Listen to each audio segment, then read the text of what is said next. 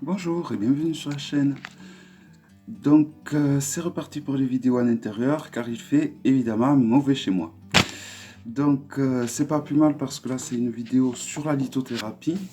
Ça faisait longtemps que je voulais vous la faire celle-là, mais en fait j'attendais d'avoir des résultats pour vous la proposer en vidéo. Et les résultats, je les ai eus, des résultats très positifs. Donc je vais vous proposer des pierres et des cristaux que l'on peut utiliser pour guérir des ulcères, ou du moins pour améliorer la guérison, pour accélérer le processus de guérison des ulcères, peu importe l'ulcère. Je vous donne par exemple un ulcère veineux qui se trouve par exemple sur un tibia, où ça a creusé, où on commence à voir, où on est proche de l'os, où on voit carrément l'os. Voilà. Donc, évidemment, les soins avec la lithothérapie ne vont pas du tout remplacer un soin par un médecin. La première des choses à faire est d'aller voir un médecin et si possible qui vous redirige vers un centre de plaies et de cicatrisation.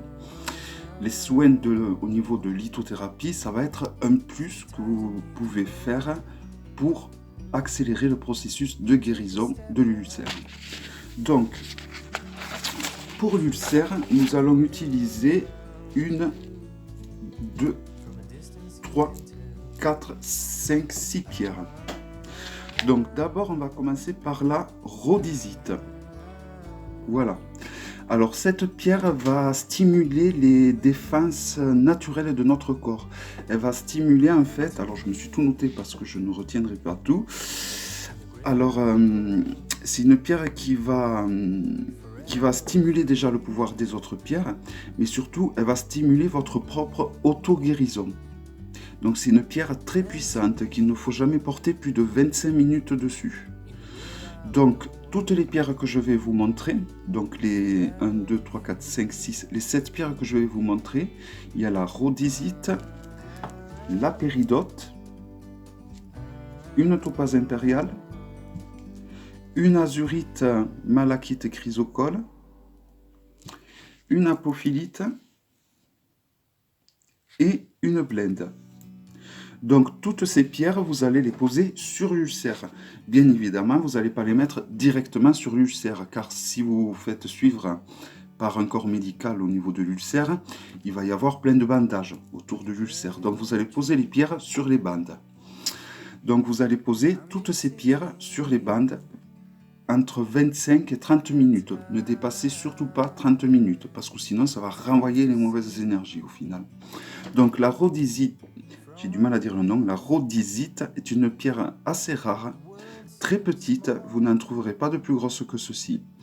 Et donc, comme je vous ai dit, elle va stimuler le processus d'auto-guérison que tout un chacun possède. Alors ensuite, elle est excellente si on la pose sur le chakra coronal, car elle va vous amener sur des plans spirituels très hauts. Donc elle est excellente pour se préparer à toute méditation.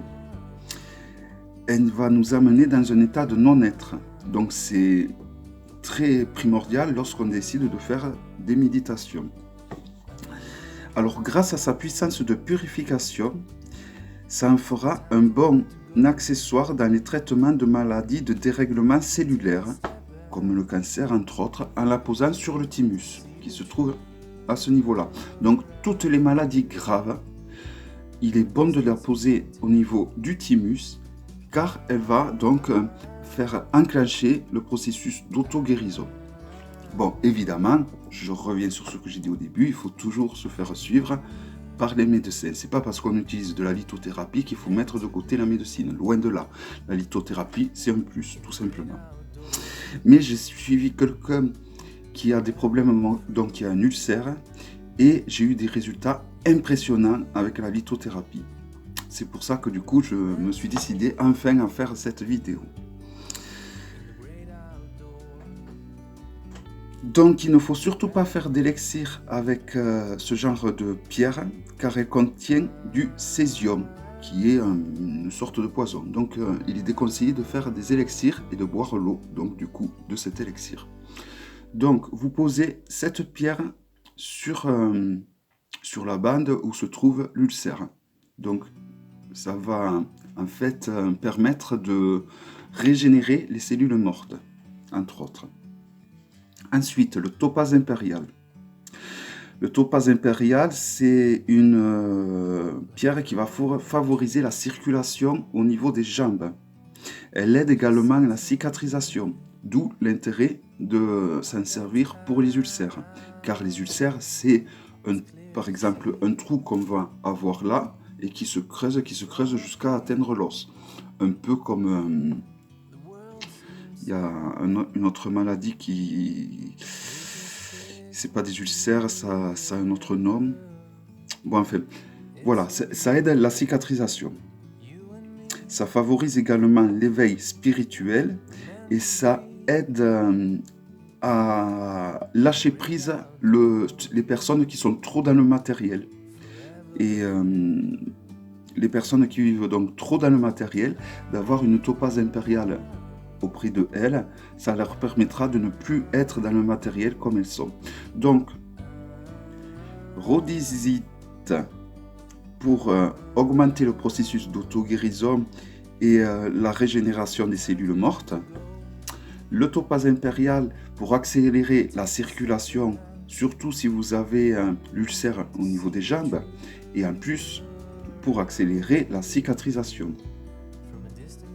Ensuite, l'apophilite. Alors cette pierre est intéressante car pour un tas de... Elle a la possibilité de faire plein de choses. Donc déjà, elle augmente le pouvoir de toutes les autres pierres. C'est une pierre également qui permet de faire de la télépathie. Elle est excellente pour faire des voyages astrales. Donc dans le cas de l'ulcère, elle va être intéressante parce qu'elle va augmenter donc le pouvoir de cicatrisation du topaze impérial et le pouvoir de régénération des cellules de la rhodésite. Donc c'est intéressant, cette pierre est intéressante pour ça. Elle est excellente également pour le travail à distance. Et donc elle favorisera la télépathie si vous la posez au niveau du troisième œil. Donc, lorsque vous ferez un voyage astral à l'aide de cette pierre, elle permettra de garder un lien avec votre corps physique.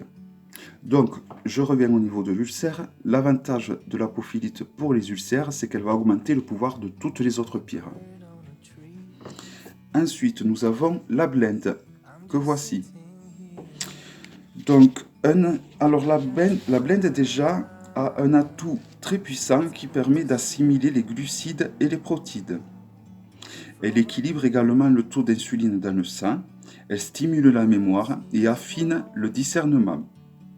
Elle est très bonne pour tous les problèmes de peau, particulièrement le psoriasis et tous les problèmes de dégénération de la peau. Donc c'est pour ça qu'elle est intéressante pour les ulcères, car les ulcères c'est un problème de peau vu que c'est la peau qui se creuse. Donc il faudra associer donc la blende avec les pierres que je viens de vous présenter. Ensuite, la péridote. Alors la péridote, qui est une pierre que l'on connaît en France depuis le temps des croisades, car c'est les Templiers qui ont découvert cette pierre et qui l'ont fait rentrer dans notre territoire en France. Donc la péridote s'appelle également l'olivine, c'est un autre nom. Donc elle stimule et active le chakra du cœur ainsi que le plexus solaire. C'est une pierre anti-fatigue. Elle calme les douleurs cardiaques, elle évite la constipation, elle est excellente contre les ulcères, elle renforce l'énergie de la rate et favorise tout type de voyance. C'est souvent recommandé de l'utiliser seul ou avec un quartz. Donc là pour les ulcères, il est quand même conseillé de l'utiliser donc avec la rhodésite, l'apophilite, le topaze impérial et la blende. Car la péridote est quand même sa particularité et qu'elle est très bonne d'un point de vue physique à guérir les ulcères. Et pour finir, l'azurite, malachite, chrysocole. Donc cette pierre possède la propriété de ces trois pierres en fait. Donc elle est brute celle-ci. Donc celle-là, elle accélère le processus de guérison après une opération. Grâce à sa forte teneur en cuivre, ça en fait un atout contre les bactéries et les virus.